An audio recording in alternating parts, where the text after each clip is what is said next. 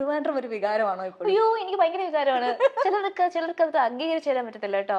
പക്ഷെ എനിക്ക് ഭയങ്കര വികാരമാണ് ട്രിവാൻഡ്രം. എൻ്റെ ഏറ്റവും വലിയ ആഗ്രഹം എനിക്ക് ട്രിവാൻഡ്രത്ത് സെറ്റിൽ ആകണം എന്നാണ്. നടക്കോ? നടക്കുമെന്ന് അറിയില്ല. ഇപ്പൊ കല്യാണം കഴിക്കുന്ന ആളൊക്കെ വേറെ ഏതെങ്കിലും നാട്ടിലെ ആൾക്കാരൊക്കെ ആണെങ്കിൽ എന്ത് ചെയ്യാൻ പറ്റും? ഈ കല്യാണം കഴിക്കുന്ന ആളെ പറ്റിയിട്ടുള്ള ക്വസ്റ്റ്യൻസ് എന്താ പറയാ, പല രീതിയിൽ ഇങ്ങനെ ചോദിച്ചിട്ടുണ്ടാവും. അതെ അതെ അതെ. ഇപ്പൊ എന്തുവരെ പറയാൻ പറ്റുന്ന കണ്ടീഷനിലാണ് അതിനെ പറ്റിയിട്ട്? ഒന്നും പറയാനായിട്ടില്ല, പറയാം സമയമാകുമ്പോഴത്തേക്കും. ആ ഒരു നമ്മുടെ പ്രൈവറ്റ് ലൈഫ് വളരെ പ്രൈവറ്റ് ആയിട്ട് തന്നെയാണ് കീപ്പ് ചെയ്യുന്നത്. ഇപ്പൊ ഇന്നത്തെ കാലത്ത് എല്ലാവരും അവരുടെ relationships all are very curious. People are curious and people are happy to share also. ബാക്കിയുള്ളവരെ കാണിക്കാനും അവരുടെ ഒരു എന്താ പറയാ ഡേറ്റിംഗ് ലൈഫും റിലേഷൻഷിപ്പും ഒക്കെ വളരെ ക്ലിയർ ആയിട്ട് സോഷ്യൽ മീഡിയ കാണിക്കുന്ന ഒരു രീതിയും കൂടെയുണ്ട്. പക്ഷെ ഈ കാലത്തിനനുസരിച്ചുള്ള ഒരു രീതിയിലല്ലാതെ വളരെ പ്രൈവറ്റ് ആയിട്ടാണ് പ്രൈവറ്റ് ലൈഫ് കീപ്പ് ചെയ്യുന്നത്. അതിനുള്ള കാരണം അത് വളരെ സ്വാഭാവികമായിട്ട് സംഭവിക്കുന്ന ഒരു കാര്യമാണ്. എനിക്ക് അങ്ങനെ എങ്ങനെയാ അത് പറയാ, ചില കാര്യങ്ങൾ നമ്മൾ നമ്മുടെ മനസ്സിന് സന്തോഷം തരുന്ന ചില കാര്യങ്ങൾ നമ്മളിങ്ങനെ ഒരു മുത്ത് സൂക്ഷിക്കുന്നത് ഇങ്ങനെ സൂക്ഷിക്കത്തില്ലേ, അപ്പൊ അങ്ങനെ ഒരു സംഗതിയാണെന്ന് വേണമെങ്കിൽ മാത്രമായി സൂക്ഷിക്കാന്നുള്ളത്. അതെ അതെ അതെ അതെ അതെ അതെ. ആ ഒരു പരിധിക്കപ്പുറം ഇല്ല വേണ്ടെന്നാണ് എൻ്റെ ഒരു ആഗ്രഹം. അങ്ങനെ ഇരിക്കണം എന്നാണ് എൻ്റെ ഒരു ആഗ്രഹം. അറിയില്ല, കല്യാണത്തിനെ പറ്റിയുള്ള വാർത്തകളൊക്കെ കുറെ വന്നിരുന്നു. എൻഗേജ്മെന്റ് കഴിഞ്ഞു അങ്ങനെയുള്ള. അപ്പം അതിലൊക്കെ എന്തെങ്കിലും സത്യസന്ധമായിട്ടുള്ള കാര്യമാണോ ആ വന്നിരിക്കുന്ന ന്യൂസുകളൊക്കെ? ഞാൻ അതിനെ കുറിച്ചൊക്കെ പിന്നീട് പറയാം, ഇപ്പൊ പറയാൻ സമയമായിട്ടില്ല. ഓക്കെ, അപ്പൊ നമ്മൾ moving on to the next thing. അടുത്ത പക്കം. ഓക്കെ, വളരെ സിമ്പിൾ ആണ്, വളരെ ഈസി ആയിട്ട് ചെയ്യാൻ പറ്റും. മ്യൂസിക് സെഗ്മെന്റ് ആണ്. ഇംഗ്ലീഷ് വാക്കുകൾ ഉപയോഗിക്കാത്ത ഒരു പാട്ട് പാടുക. മലയാളം പാട്ട് പാടി പോലെ. ഞാൻ പറഞ്ഞു വളരെ സിമ്പിൾ ആയി പോയി ഈ ക്വസ്റ്റ്യൻ എഴുതിയപ്പോഴേ. അതെന്തപ്പോ അങ്ങനെ ഒരു ചോദ്യം? ഏത് പാട്ടാണ്? പഴയ പാട്ട്. പക്ഷെ പാടാൻ എനിക്കുണ്ട് കേട്ടാ. കുഴപ്പമില്ല, പറ്റുന്ന രീതിയിൽ ഒന്നും പാടട്ടാ. കടലിന്നഗാധമാം നീലിമയിൽ കമനിലിൻ ഹൃദയത്തിനാഴത്തിലാരും അറിയാതെ കാത്തുവച്ചതേതുരാഗം അരുമയാം അനുരാഗ പത്മരാഗം. പത്മരാഗമാണോ? അതാണ് കൺഫ്യൂഷൻ. സ്വർഗ്ഗഗാനം അതാണ് ഒരു കൺഫ്യൂഷൻ, മനസ്സിലായില്ലേ? സത്യം. അതെ അതെ അതെ. അപ്പൊ എന്തായാലും ഈ പാട്ടിൽ എന്തായാലും മുത്തുപോലെ പവിഴം വാക്കുകൾ പറഞ്ഞുതരാനേ പറ്റുള്ളൂ. അവിടെയാണ് കൺഫ്യൂഷൻ വരുന്നത്. പത്മരാഗം സ്വർഗരാഗം. അതെ അതെ, നമ്മൾ എന്നും കേൾക്കുന്ന പാട്ടാണെങ്കിലും പറഞ്ഞു വരുമ്പോഴത്തേക്കും അതാണോ ഇതാണോ സംശയം വരും. ഓക്കെ, അപ്പൊ സക്സസ്ഫുള്ളി കംപ്ലീറ്റഡ് അത് വൺ ഓൾസോ. അപ്പൊ അടുത്ത ചക്കം. സ്വന്തം മുഖത്തോട് സാദൃശ്യമുള്ള ഒരാളെ കണ്ടുമുട്ടിയിട്ടുണ്ട്. കണ്ടുമുട്ടിയിട്ടുണ്ടോ എന്ന് വെച്ചാൽ എനിക്ക് നമുക്ക് കണ്ടാ അങ്ങനെ പെട്ടെന്ന് പിടിയിട്ടത്തില്ല. അങ്ങനെ ഡിറ്റോ സാദൃശ്യമുള്ള ആളെ കണ്ടുമുട്ടിട്ടൊന്നുമില്ല.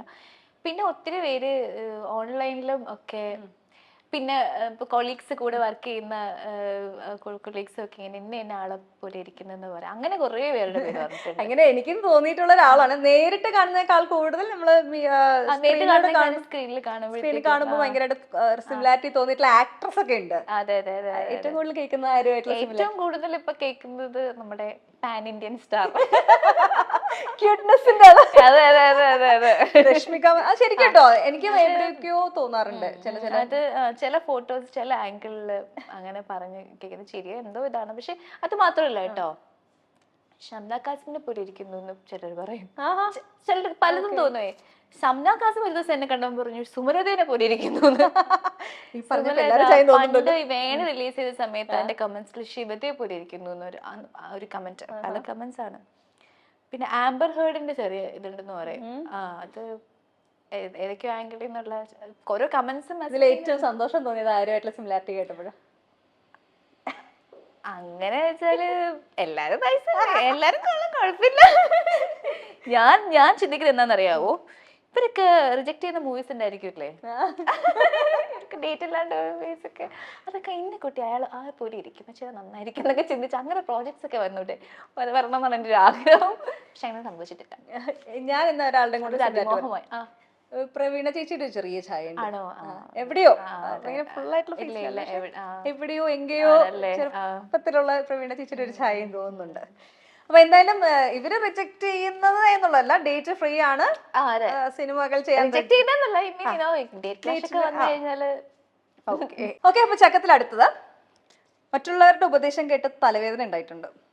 ഓ പിന്നെ വരുന്നവരും പോകുന്നവരൊക്കെ ഉപദേശിച്ചിട്ട് പോകാറുണ്ടോ? അയ്യോ ഇല്ല, അങ്ങനെ ഇല്ല, അങ്ങനെ ഇരുന്ന് കൊടുക്കാറില്ല. എനിക്ക് അങ്ങനെയൊക്കെ ഉള്ളത് കുറച്ച് നല്ല ക്വാളിറ്റീസ് ഉണ്ട്. ഞാൻ വളരെ ചുരുക്കമാണ് അങ്ങനെ ഇരുന്ന് കൊടുക്കുക. നമുക്കറിയാലോ ഏത് റൂട്ടിലേക്കാണ് പോകുന്നത് കണ്ടു കഴിഞ്ഞാൽ ഞാൻ പതുക്കെ എങ്ങനെയെങ്കിലും സ്കൂട്ട്. പക്ഷെ ചില സാഹചര്യങ്ങളിൽ ഞാൻ നല്ല ലിസണറാണ് കേട്ടോ. എനിക്ക് ലിസൺ ചെയ്യാൻ എനിക്ക് ബുദ്ധിമുട്ടൊന്നുമില്ല. ഞാൻ സംസാരിക്കുന്നതിൽ കൂടുതൽ കേൾക്കുന്ന ആളാണ്. അപ്പം അങ്ങനെയൊക്കെ നമ്മൾ ചിലപ്പോൾ ഇരിക്കുമ്പോഴത്തേക്കും ഇത് ഈ ഒരു മേഖലയിലേക്ക് പോകും, കോൺവെർസേഷൻ ഉപദേശത്തിലേക്കൊക്കെ പോകും. നമുക്ക് ഓൾറെഡി അറിയാവുന്ന കാര്യങ്ങളായിരിക്കും, നമ്മൾ അവെയർ ആയിട്ടുള്ള കാര്യങ്ങളായിരിക്കും. വീണ്ടും ഇങ്ങനെ കേൾക്കുമ്പോഴത്തേക്കും പിന്നെ അതങ്ങ് ഇരുന്ന് കേൾക്കും, വേറെ വഴിയില്ല. പിന്നെ എനിക്ക് ഈ സ്കൂട്ടാവുക വെച്ചാൽ മുൻ അറിഞ്ഞു വരുമ്പോഴത്തേക്കും ആദ്യമേ സ്കൂട്ടാവുന്നറിയാം. പക്ഷെ ഈ ഒരു കോൺവെർസേഷന്റെ ഇടയ്ക്ക് ബ്രേക്ക് ചെയ്ത് പോകുന്നത് എനിക്ക് അറിയത്തില്ല, അല്ലെങ്കിൽ എനിക്ക് കോൺവെർസേഷൻ മാറ്റാനൊന്നും അറിയില്ല. അപ്പൊ എനിക്ക് അവര് സംസാരിക്കുന്ന ആളെ മാനിക്കണം എന്ന് വിചാരിച്ചിട്ട് എല്ലാവരും പറഞ്ഞു തീർക്കട്ടെ എന്ന് വിചാരിച്ചങ്ങ് വെയിറ്റ് ചെയ്തിരിക്കും. അതെ, ഐ ആം ട്രാപ്ഡ്. പ്രത്യേകിച്ച് ഉപദേശം എന്നൊക്കെ പറയുമ്പോ ഒന്നും പറയണ്ട. ഏറ്റവും കൂടുതൽ കേട്ട് വെറുത്ത ഉപദേശം ഏതായിരിക്കും? എല്ലാരും വന്ന് ഉപദേശം ഫോൺ എടുക്കാന്ന് പ്രശ്നമാണോ? ഫോൺ വിഷയമാണ് അത്. അതായത് ഫുൾ ടൈം ഫോൺ കയ്യിൽ വെക്കാത്ത ഒരാളായത് കൊണ്ടാണ്. എനിക്കെന്ന് വെച്ചാല് ഞാൻ ഫോൺ മാറ്റി വെച്ചിട്ട് ഒരു കാര്യമുണ്ട്. അതായത് എനിക്ക് ഒന്നാമത്തെ, ഞാൻ ഒരാളോട് ഞാൻ നല്ല മൂഡിൽ സംസാരിക്കാൻ നല്ലതായിട്ട് ഇരിക്കുന്ന സമയത്ത് ഞാൻ സംസാരിക്കത്തുള്ളൂ. ഇപ്പൊ എൻക്വയറി ആണെങ്കിലും എന്താണെങ്കിലും മൂഡ് മാറ്റേഴ്സ്. പിന്നെ ചില ആൾക്കാർ ഒരാളോട് സംസാരിച്ചപ്പോൾ കുറച്ച് അധികം നേരം ആയി കഴിഞ്ഞാൽ ഞാൻ അങ്ങ് സാച്ചുറേറ്റഡ് ആയി പോകും. അപ്പൊ എനിക്കിനി വേറൊരാളോട് സംസാരിക്കാനുള്ള എനർജി കാണില്ല. അപ്പൊ ഞാൻ ഫോൺ അവിടെ വെച്ചിട്ട് ഞാൻ എൻ്റെ വഴിക്ക് പോകും. ആ സമയത്തായിരിക്കും കുറെ കോൾസും കാര്യങ്ങളും വരുന്നത്. ചിലപ്പോൾ എനിക്ക് മാനേജ് ചെയ്യാൻ പറ്റാത്തപ്പോഴാണ് തിരികെ. പക്ഷെ അതൊക്കെ ഒരുപാട് പേർക്ക് അത് ഹേർട്ടായിട്ടുണ്ട്, വിഷമമായിട്ടുണ്ട്, നമ്മളത് പിണങ്ങിയിരിക്കുന്നവരുണ്ട്. അതെ അതെ അതെ, ചിലരൊക്കെ നന്നായിട്ട് അണ്ടർസ്റ്റാൻഡ് ചെയ്യുന്ന ആൾക്കാരും ഉണ്ട്. അപ്പോൾ ഉപദേശം ഫോൺ സമയത്ത് ഫോൺ എടുക്കുക, ഫോളോ അപ്പ് ചെയ്യുക നല്ലതാണ്. ഉപദേശം ഏറ്റവും കൂടുതൽ കേട്ടിട്ടുള്ളത്. പിന്നെ ഇത് തന്നെയാണ്. കരിയർ വൈസ് ഉപദേശക്കാരിലൊക്കെ തരാറുണ്ടോ ഇടയ്ക്കിടയ്ക്ക്? അങ്ങനെ ചെയ്യണം, ഇങ്ങനെ ചെയ്യാൻ പാടില്ല എന്നൊക്കെ. അതൊക്കെ തരും. അത് തരാറുണ്ട് ഇൻ ദ സെൻസ്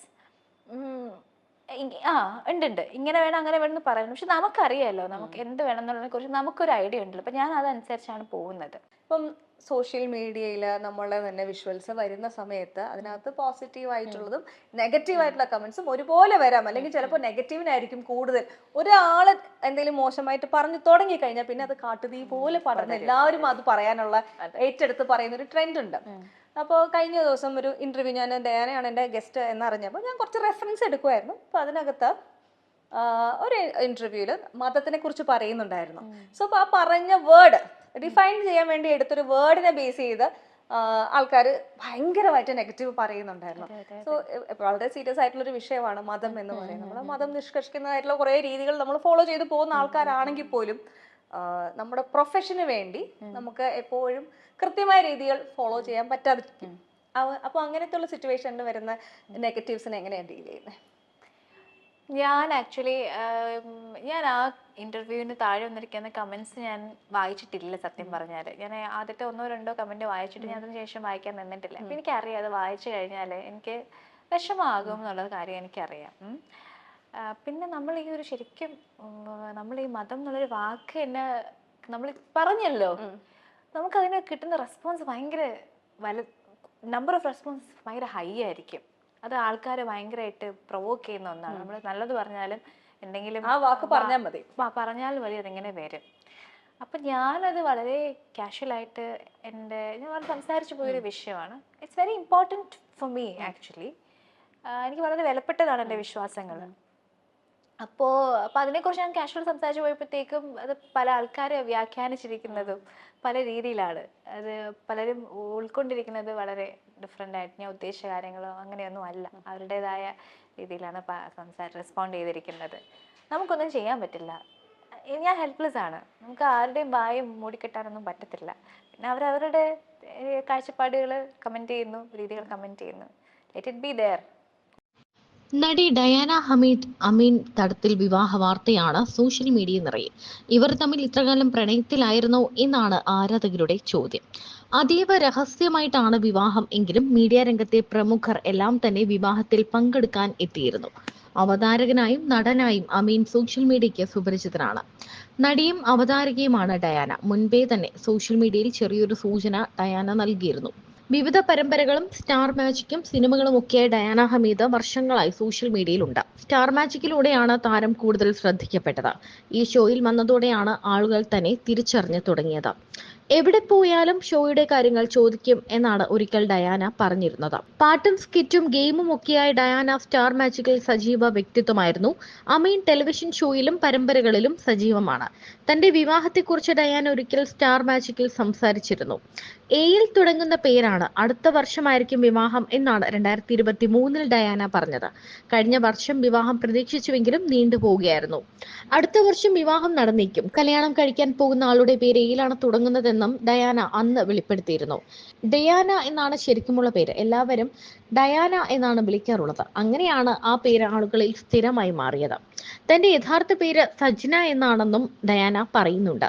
തുടക്കത്തിൽ ആങ്കറിംഗ് ആയിരുന്നു പാഷൻ. പിന്നീട് അത് മോഡലിംഗിലേക്കും അഭിനയത്തിലേക്കും എത്തി. അമീനുമായി നേരത്തെ തന്നെ അടുത്ത ബന്ധമുണ്ടായിരുന്നു ഡയാനയ്ക്ക്. ഇരുവരും തമ്മിലുള്ള ചിത്രങ്ങൾ പലപ്പോഴും ഇരുവരും ഷെയർ ചെയ്യാറുണ്ടായിരുന്നു. ഡയാനയുടെ യഥാർത്ഥ പേര് സജ്നയാണെന്ന് ഡയാന പറയുന്നുണ്ട്. പഠിക്കുന്നതിനിടയ്ക്ക് പാർട്ട് ടൈം ആയിട്ടൊക്കെയാണ് ഈ അഭിനയവും ആങ്കറിങ്ങും തുടങ്ങിയ കാര്യങ്ങളൊക്കെ ചെയ്തു തുടങ്ങിയത്. പിന്നീട് ഭാവിയും കരിയറും എല്ലാം അതിലേക്ക് എത്തുകയായിരുന്നു. തന്റെ ജീവിതം ആങ്കറിങ്ങിലോട്ട് മൊത്തത്തിൽ തിരിയുകയായിരുന്നുവെന്നും ഡയാന പറയുന്നുണ്ട്.